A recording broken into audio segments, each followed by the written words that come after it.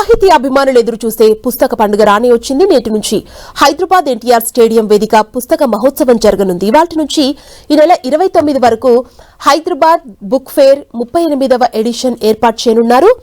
ఈ ఏడాది book fair ప్రాంగణానికి ప్రముఖ కవి అందెశ్రీ పేరు పెట్టారు. ప్రతిరోజు మధ్యాహ్నం 1 గంట నుంచి రాత్రి 9 గంటల వరకు బుక్ ఫేర్ లో సందర్శకులకు ప్రవేశం ఉంటుందంటూ బుక్ ఫేర్ అధ్యక్షుడు యాకూబ్ షేక్ తెలిపారు.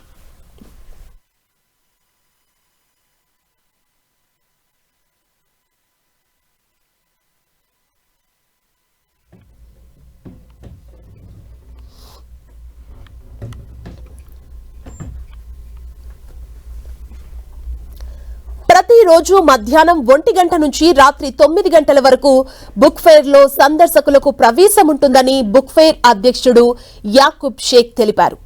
ఈసారి మొత్తం 367 స్టాల్స్ ఏర్పాటు చేశారు.